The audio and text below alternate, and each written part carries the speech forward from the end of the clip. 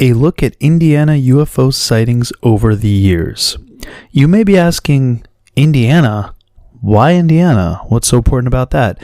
Well, for one, Close Encounters of the Third Kind did take place in Indiana, and conspiratorially, it may have been based on an actual event. Of course, that document's sealed. Could we get some of those reveals in the upcoming government report that is set to drop tomorrow? I highly doubt it, but anything's possible these days, especially after 2020. I wouldn't discount anything. We've used the vastness of the universe as our muse, writing books, making movies about the extraterrestrial, engaging in debates about the intergalactic unknown. We've looked up and seen things we still haven't been able to explain. We've pondered the question, are aliens really out there? This new government report may shed further light on the topic. This week, the highly anticipated congressional report will compile and publicly reveal unidentified aerial phenomenon, UAPs, or formerly known as UFOs, with intelligence from the FBI, the Office of Naval Intelligence, and the Department of Defense's Unidentified Aerial Phenomenon Task Force. Earlier this week, the New York Times and CNN gave us a glimpse into the report's new findings. The U.S. government has no evidence that recently seen aerial phenomenon are alien spacecraft, nor did they come from any military entities, leaving their origins a mystery. The possibility of alien spacecraft cannot be ruled out, the report says, and many unanswered questions and unexplainable occurrences continue to elude top scientists and intelligence officials. Now, this was allegedly leaked from the New York Times, who had seen an early version of the report, and they had said that there's really nothing of significance being revealed in this report, and it's pretty much just the acknowledgement that these things are real, but they have no idea what's causing them. UFOs in Indiana. UFOs have long been a subject of public debate, but the 1950s and 1960s especially appeared to be the heyday for otherworldly sightings.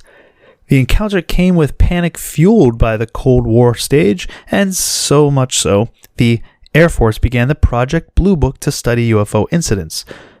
Though terminated in 1969, the project reported more than 12,000 UFO sightings during its duration. From flying saucers to mysterious lights, Hoosiers have had their own fix of UFO sightings and speculation over the years. Flying saucers land amid agitated cows. In March 1951, the Indianapolis Star headline read, "Flying saucers land amid agitated cows," after a Marion County farm operator discovered a red paper parachute and some type of foot-long mechanism lying in his pasture, agitating the farm's chickens and usually placid cows. The contraption was later proved to be of this world, a weather balloon, or so the report says. Hundreds in state see flying saucers. A year later, 3 flying saucers were reported by hundreds of Hoosiers, including military officials and police. News reports describe the object seen south of Indianapolis as balloon-shaped with fiery tails as large as a good-sized house. Hoosiers watching the phenomenon in real time said they looked like egg-shaped and glowing like a radium-dowed watch. The craft apparently performed figure 8 maneuvers and floated off towards Martinsville. The alien invasion of 1952. Monticello businessmen welcomed the possible extraterrestrial activity, putting out the welcome mat for any guests with the word, quote, "Come in peace, let us talk together." Anybody smart enough to build flying saucers ought to be able to read the message, said businessman Tom Spackman. In September 1966, the newspaper said reports of unidentified flying objects abounded in Indianapolis, Anderson, Richmond, and other Indiana cities. Witnesses, including 3 deputy sheriffs, reporting seeing a bluish hazed ball of light that increased in size for several minutes, then faded out, leaving an opaque mist. There were signs on Earth, too. In August of 1967, the Star reported on 2 motorists who found what they believed to be footprints of a flying saucer on 161st Street, east of North Keystone Avenue. 3 circles about a foot long in diameter were apparently arranged in a form of a tripod. The asphalt pavement was slightly melted in the middle. State police investigated and concluded the markings were likely due to a cherry bomb being set off. Likely due to it. In November of 1990, the Star reported on strange encounters in northern Indiana. Dozens of residents of small-town Culver, Indiana, were seeing things in the sky. One local security guard started keeping a log of all the sightings after he saw what it looked to be a white triangular-shaped light pattern in the sky.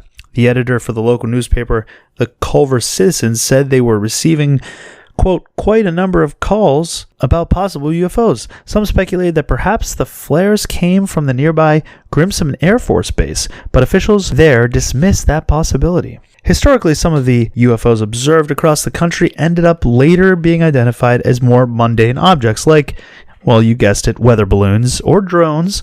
Multiple experts also spoke to USA Today recently and agreed that unidentified aerial phenomena are unlikely to be aliens. But the government's upcoming report is part of a growing movement to legitimize and study unidentified aerial phenomenon as a valid national security issue.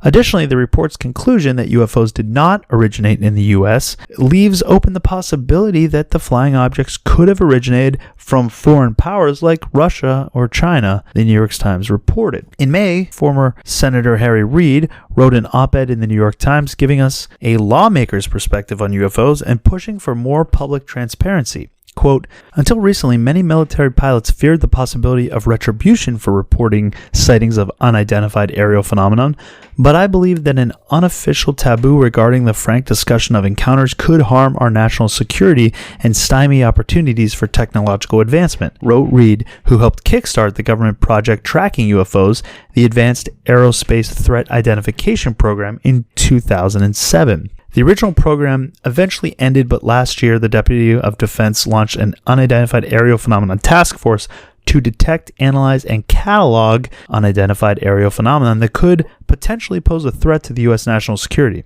Quote, I believe that there is information uncovered by our government's covert investigations into unidentified aerial phenomena that can be disclosed to the public without harming our national security, Reid wrote. The American people deserve to know more, and hopefully they will soon. Well, I echo those sentiments and truly do hope that we do get some sort of disclosure within the next day or two as this report drops, but like so many others, I'm not exactly holding my breath that we will really find out the truth behind Roswell.